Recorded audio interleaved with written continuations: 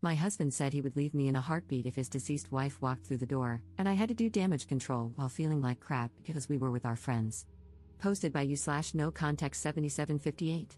My 34F husband, 37M, was married once before me. She was his high school sweetheart. They started dating in their junior year, survived long distance during college, and got married when they were both 23, very shortly after graduating. She passed away unexpectedly at age 26 from an aneurysm, which obviously devastated him, especially because they were so young. They never had children. He contemplated never remarrying because he was so heartbroken, but we ended up meeting about 4 years after that. We got married when I was 31, and he was 34, and we now have 2 children.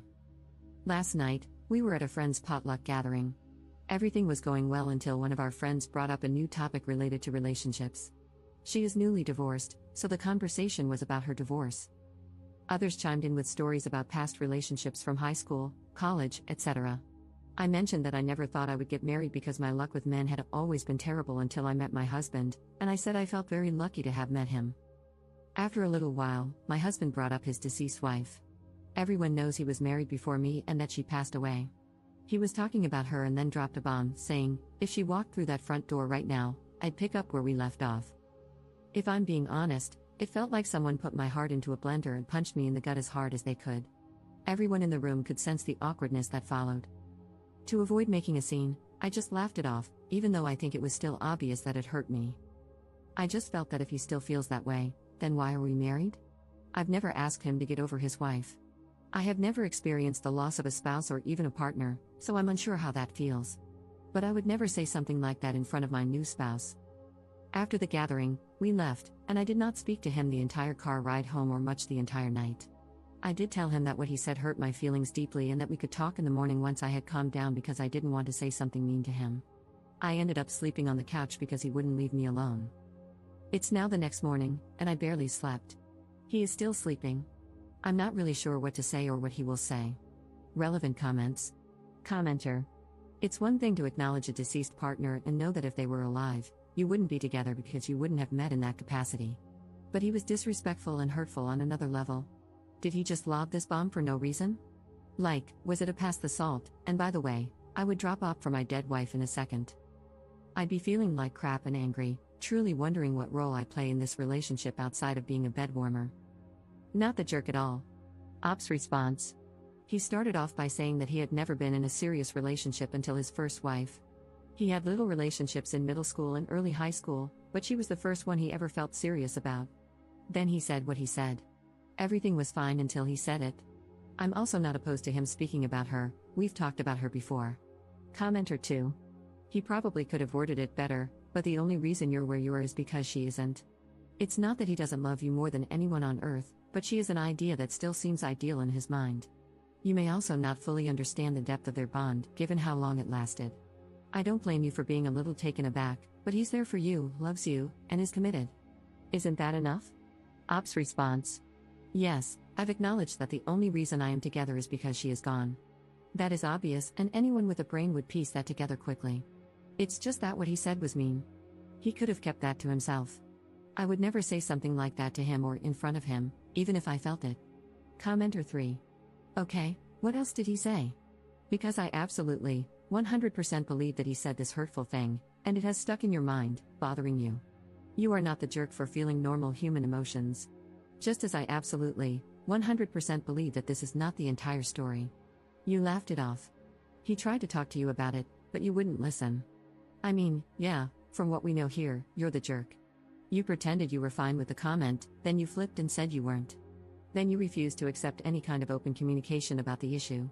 That sounds kinda like a jerk move to me, and the absolute lack of details doesn't help your case. The fact that you are willing to talk about this with internet strangers but not your partner is also not a good look. Are you the jerk for feeling hurt? Not at all. Are you the jerk for crapping all over your husband's mistake? Yes, you're the jerk. I hope you approach the morning discussion with a calm head and an open heart. I hope you process your feelings.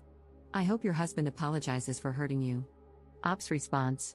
I did not say anything after it happened because I was shocked, hurt, confused, and embarrassed. It came out of left field. I also don't think anyone was convinced I was fine with it because my laugh came out very awkward and dry and everyone kept looking at us. I was also quiet for the rest of the night, I'm a huge chatterbox. I did not speak with him once we returned home because I was not sure how to communicate what I was feeling without saying something I didn't mean, so I kept my mouth shut until I could process my feelings. It's also easier to speak with internet strangers because I'm not married to the people commenting. I'm just venting here. What I say here doesn't matter in my marriage. I provided fewer details because I didn't want this to be too long. Some people prefer when you get straight to the point and only include important details. However, since I'm new to this app, I wasn't sure how much detail was enough, if that makes sense. And lastly, I'm not the jerk for being upset, but I am the jerk for being upset. That's basically what you've implied. If you read some of my other replies, not saying that you need to because there's so much to read here now, I've explained to people that I was patient and understanding of my husband's grief for years. I doubt he would have found a woman so soon after his wife's passing who would have sat around and listened to him bring her up as often as he has. Not everyone is compassionate. Update 11 hours later. I also tried to reply to as many comments as I could, but they were flooding in, and I got a bit overwhelmed. I may still try to read and reply to them. Many brought me to joyous and grateful tears. Also, booze was not involved in the sense that he wasn't drunk. My husband is 6 feet 3 inches and almost 250 pounds. He had eaten quite a bit and had one beer. He was practically sober. Anyway, we talked. I asked him to let me go first and not to interrupt. He doesn't usually interrupt anyway. This isn't verbatim, just a rough sketch of how things went.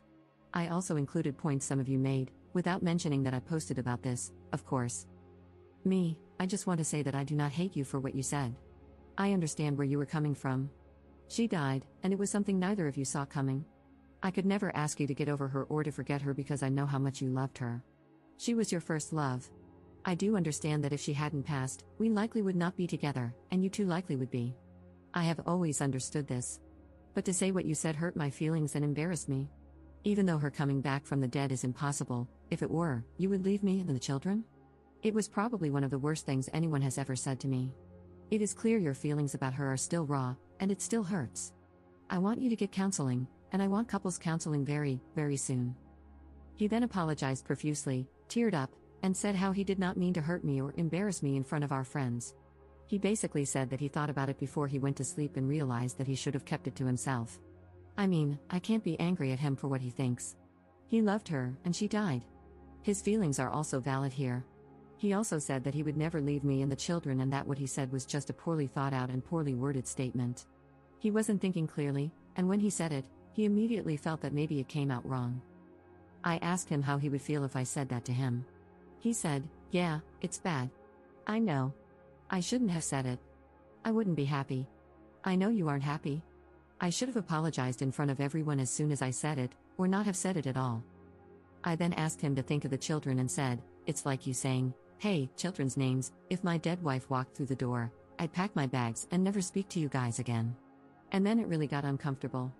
After some silence, I had no idea what to say after that. He asked me if I wanted a divorce. I asked him why he thought I would want a divorce, just to see what he would say. He said he didn't know. I didn't answer his question and instead said that we needed to look into counseling, that he needed to get counseling for himself and that we would go to couples counseling. I told him that if the answer was no, I wasn't interested in moving forward. This isn't 100% about the comment anymore. I need to know if he is willing to make the necessary changes and put in the work to fix what he messed up. Because if he were to dismiss my feelings or refuse counseling, it would mean he doesn't think this is that serious and that he may not take me seriously. I also said this to him. Some of the comments also suggested that I take the kids elsewhere. I agreed with this because it would be difficult to get through this while also parenting. I have a very young daughter and a toddler son. They are currently with my parents for the weekend, and I'll be getting them Sunday night, so this gives us time to really work on things. He suggested that he sleep on the couch instead of me. I have nowhere else to go.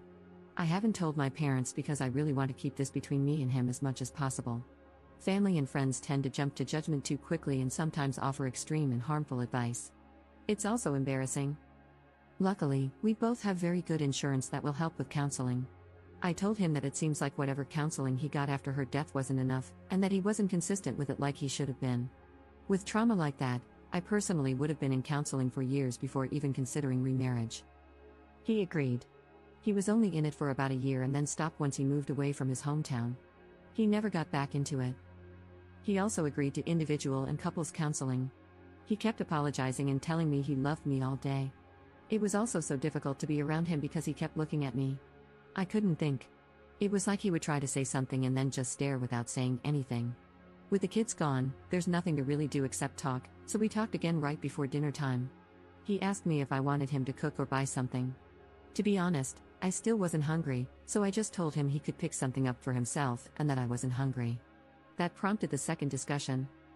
I realized he must feel very bad because he noticed I hadn't really eaten much all day. He kept asking me to eat. I wasn't sulking too much or anything, just doing my usual tasks but not speaking or eating as much. Because we're home together all day, he noticed this. He asked me one more time to please eat dinner with him, so I agreed. During dinner, he told me that he had looked for counselors himself and wanted me to see if I thought they were okay, and that he would keep looking. Last stretch, sorry. After all of that, I told him that we can't really predict anything until we've met with therapists. I don't want him to keep saying sorry, I want work and change. And then maybe we can move forward, but this is the first step. I don't want to just leave him. I'm also not saying divorce is off the table. I think he is still hurting from her death, and his judgment is very, very clouded. If he didn't love me, I doubt he would have apologized so many times and looked for counselors on his own. A man who doesn't love me probably would have made me look or rejected going altogether.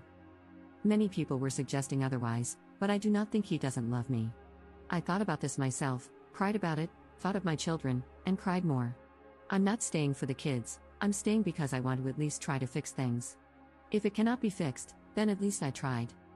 We were also very close. Some people were asking how close we were prior to marriage, maybe as a way to gauge the difference between the relationship and ours? Maybe to see if he settled? He was always very romantic, caring, and sweet to me. We've never yelled at each other. When we first started dating, he would plan dates, surprise me, and brag about me to his friends. That's why I am very confused about why he would blurt that out, unless it was just very poor brain-to-mouth coordination. I also told him that I might get a counselor for myself. I don't think I need one, someone suggested it. But I think he needs it more than I do. And because insurance companies are getting worse by the year, 3 counseling bills might be pushing it. I don't know. If I do get one, it's because I don't want to potentially resent him or doubt myself. Some people have been trying to make me doubt myself. Some of the comments were very nasty to me. I appreciate Reddit hiding comments with many downvotes, as they may be mean, but I couldn't help but click. Some of you are very mean and very nasty individuals, and I hope you find happiness one day. There could be another update in the future. I'm not opposed to making one. Thank you all for your kind words and support. I've also responded to everyone who texted me, everyone at the potluck who has my number. 3 people, there were 9 people there, not including us. They've all basically said the same thing, they can't believe he said that, they feel bad for me, they asked if everything is okay, and they said what he said was not okay, etc. He showed me some of the texts between him and his friends, and some made me cry with how kind they were towards me, basically telling him that he wasn't necessarily wrong for thinking that, but he was wrong for saying it. I told him I loved him as well, and I have never not loved him, even for a second. I said that I wasn't angry with him and didn't want him to, I guess, suffer for what he said.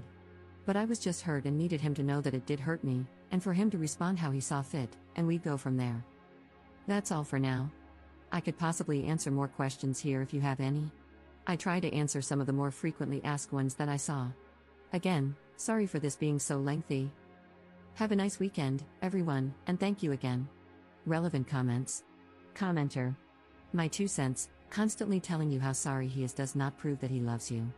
It proves that he realizes he messed up big time and is afraid of losing what he has. He might consider your marriage a comfortable space and your family life a convenience. I'm not saying this has to be the case, maybe he really loves you, but what I am saying is this, just being sorry is not proof of love, it's proof that he is afraid of losing something. Counseling is the way to go, good luck. Ops response. This is what I've been thinking, actions speak louder than words. Some people are upset that I want him to put in the work for whatever reason. I doubt many of these people are married, divorce is not like breaking up. It's a huge deal. We have built a life together. Him showing me that he loves me would mean going to therapy to help himself, because that would make him better in our marriage. It's clear he hasn't healed enough to be present for me, and that is unfair, his own recent words. Commenter 2. I guess I'm the only one who thinks she is taking this way too far. He apologized and admitted that it was a half-formed thought that didn't come out right. He didn't seem to make excuses, just explained why he said it. Now she is thinking about divorce and making all kinds of demands when the most he did was make an insensitive comment and start looking for counselors. You people need to stop telling her that she handled this perfectly because she didn't. She is pouting at home when she should have just accepted his apology and moved on. Being jealous of the dead wife is dumb. Op's response: no, you're not the only one. But that's okay. No one in their right mind is jealous of someone buried in the ground. If I were jealous of her, I would have asked him to never speak of her with me. Whenever he spoke of her, I never shut it down. That would have been cruel. I was a safe space for him to speak, and the only demand I made was for him to go to counseling.